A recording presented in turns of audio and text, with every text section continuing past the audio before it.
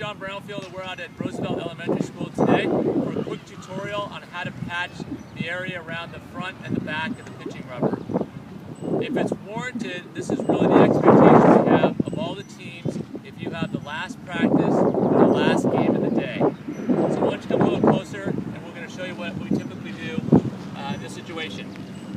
So the first thing I usually do is I'll sweep away all the loose dirt in front of the rubber.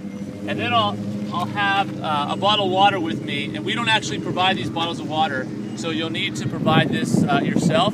But I'll pour some water on there, which I've already done, and I'll let it soak in. And once it's soaked in, I'll score it a little bit with some of the tools, or we have these in each of the equipment boxes. And I'll do this so the new clay will adhere to it a little bit better. And then in each equipment box we have loose clay. And so all you need to do is take a few handfuls, break it up a little bit,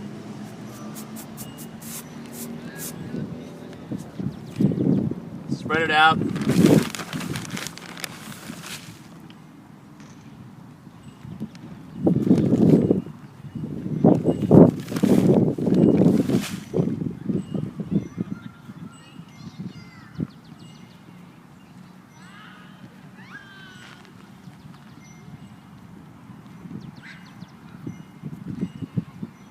And you kind of want to overlap with some of the dry dirt so that it has a better chance of sticking. But it doesn't take a whole lot if we stay on top of it and don't let big divots develop. So I put some clay down, some loose clay. You'll also notice in each of the boxes we have an old plastic bag, and I'll use this to step on it so that it doesn't get stuck to my shoes. There are tamps available in all the boxes, the equipment boxes, but you don't really need it for this job. You can just use your foot.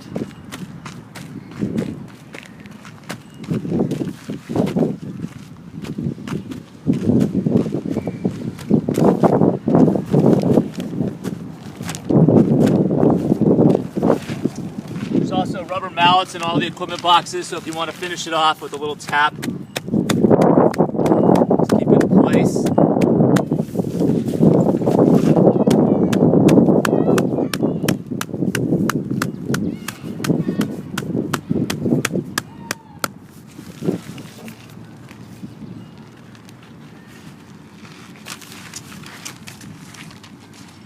so there you have it. And then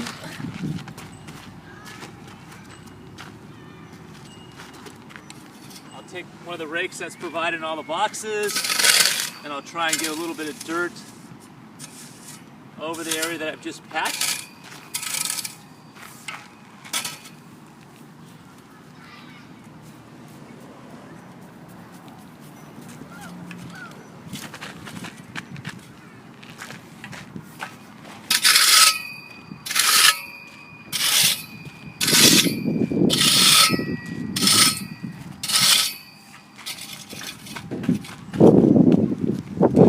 And that's really all there is to it. Ideally, we would let this clay dry for a couple days, but we really don't have that luxury with all the games and practices we have.